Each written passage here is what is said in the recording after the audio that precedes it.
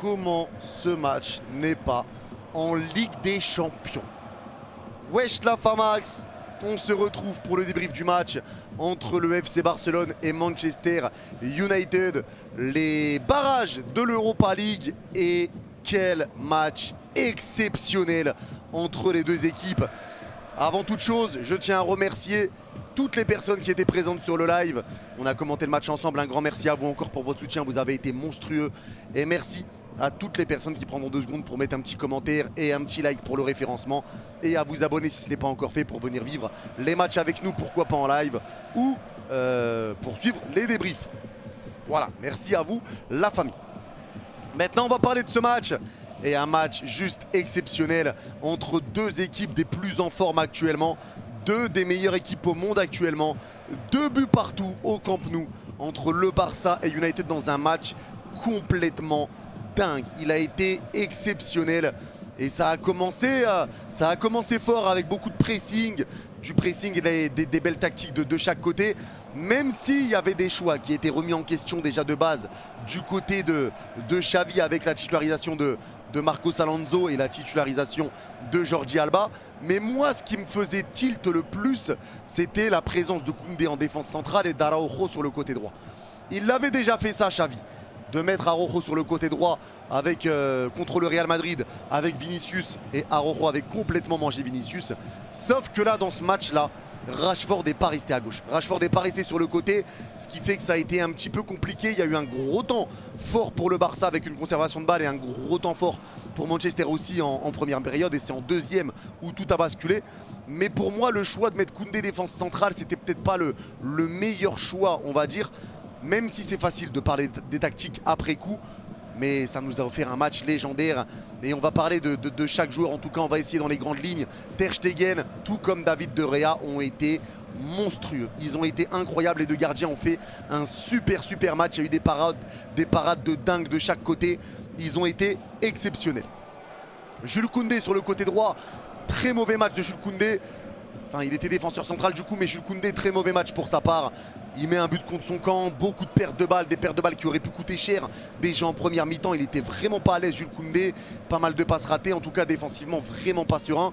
Et pour moi les gars, Jules Koundé mérite même de prendre un carton rouge au moment où il pousse Marcus Rashford devant la surface. Il y avait faute sur Rashford, l'arbitre n'a pas sifflé, mais il y avait faute pour moi, il y avait coup franc entrée de surface et rouge étant donné que c'est le dernier défenseur. Mais des erreurs d'arbitrage, il y en a eu pour moi, il y en a d'autres, il y a des pénaltys qui n'ont pas été donnés pour le Barça éventuellement. Mais en tout cas, pour vous donner mes avis à chaque fois sur chaque situation, Koundé aurait pu prendre le rouge, je l'ai dit même en live, il aurait pu prendre le rouge sur cette situation-là. La défense centrale, enfin la défense du coup avec Araujo côté droit et Marcos Alonso en défense centrale, j'ai pas trouvé Marcos Alonso très mauvais, je l'ai pas trouvé non plus flamboyant. Il a fait le taf, c'est lui qui ouvre le score sur corner. J'ai pas trouvé Alonso dans une grande difficulté, j'ai pas trouvé Alonso très mauvais. C'est pas du niveau d'un Christensen, on est d'accord. Je ne sais pas pourquoi Christensen n'a pas commencé titulaire. Mais voilà, c'est Alonso qui a commencé titulaire. Il a marqué, il a eu l'ouverture du score en plus. Donc on ne peut pas lui en vouloir. Et Araujo a fait son match. C'est pas le Araujo qu'on connaît de ces derniers temps. Mais il a fait son match, il a été solide. Et voilà, même si c'était forcément plus compliqué défensivement sur ce match-là pour le Barça, contre une équipe qui met des longs dégagements, qui essaie de lancer Rashford en profondeur, de le faire courir. Et je pense que la stratégie, c'était pour Rashford d'éviter Araujo, qui revenait justement très vite. Et ça a bien été fait par Manchester, ils ont été vraiment très bons.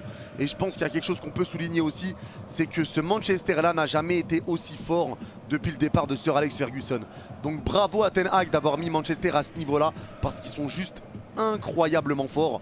Et Xavi, ce qu'il est en train de faire avec Barcelone aussi, c'est incroyable. C'est incroyable, le niveau des deux équipes est incroyable. Je ne sais pas comment ce match-là n'est pas en Ligue des Champions, mais ce match-là a été incroyable. C'était un régal de suivre ce match, vraiment c'était un régal. Jordi Alba sur le côté gauche, pareil, on aurait préféré voir Baldé. On aurait préféré voir Baldé sur le côté gauche, mais Alba, je ne l'ai pas trouvé mauvais non plus. Défensivement, c'est toujours ses lacunes, il s'est fait manger en vitesse plusieurs fois sur son côté par Bruno Fernandes, etc. Et j'en passe, c'est-à-dire que là, vraiment, Alba prend vraiment de l'âge. Mais sur le côté gauche, surtout en première mi-temps, Alba, pour moi, le danger est surtout venu de son côté. Jordi Alba a été très bon, des bons appels de balles, des belles passes pour lancer Gavi, etc. Donc pour moi, vraiment, Jordi Alba a fait son match. C'était pas non plus extraordinaire, mais Jordi Alba a fait son match, même si voilà, sur la défense, C'était pas la grande folie non plus, mais pour moi ça allait, c'était passable. Maintenant Pedri qui s'est blessé, sorti en début de match. Pedri, j'espère vraiment pour le Barça et pour lui qu'il n'y a rien de grave, que ça va aller, qu'il va revenir assez vite. J'espère pour lui, j'espère pour les Barcelonais. N'hésitez pas à me dire en commentaire les gars dès que vous avez des infos sur la durée d'indisponibilité de Pedri. De toute façon j'en parlerai aussi sur Twitter. N'hésitez pas à aller me follow sur Twitter, ça sera épinglé en commentaire et dans la description. Sur Instagram aussi, c'est les réseaux où je suis le plus actif. Mais ouais, force à Pedri en tout cas, on verra combien de temps il va être absent. On verra s'il sera absent pour le retour. Parce que Gavi lui est absent pour le retour vu qu'il a pris un carton jaune à la 80, dans les fins de match, je crois à la 80e, je crois à 85e. Je m'en rappelle plus, c'est une faute d'anti-jeu.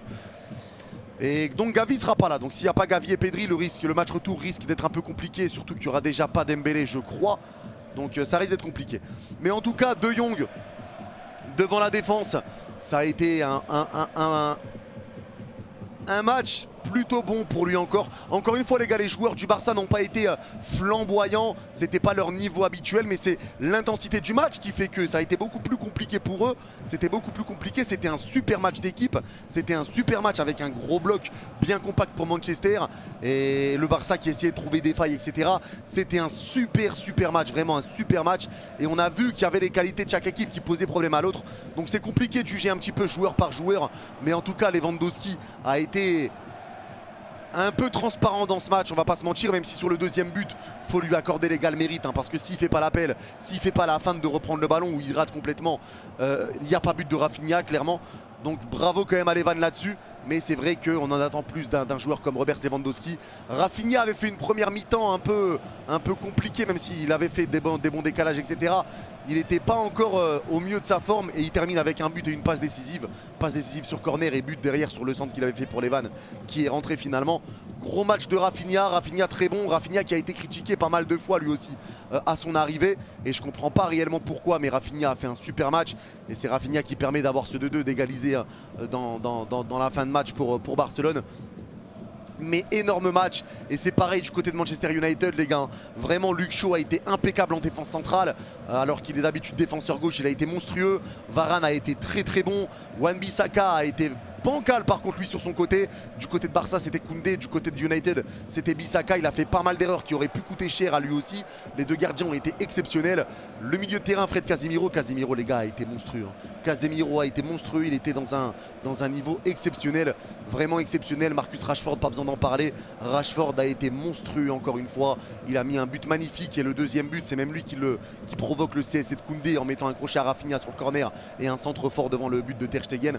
Énorme match de Rashford, énorme match de Bruno Fernandes.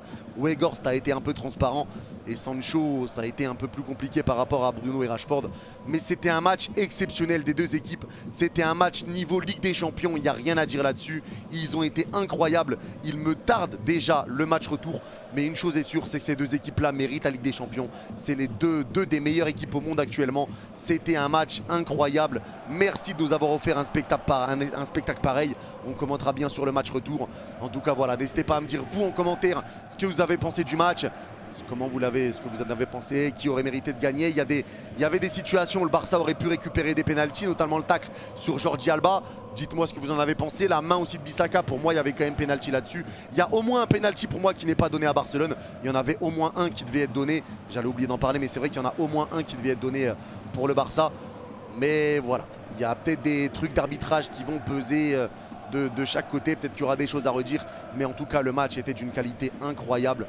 Merci à tous d'avoir suivi ce débrief. On se retrouve en live samedi pour le match du Real face à Osasuna et dimanche pour le match du Barça et le match du PSG pour les prochains lives. Merci à tous, merci à ceux qui like, qui mettent le petit commentaire pour le référencement. Prenez soin de vous. Bye bye.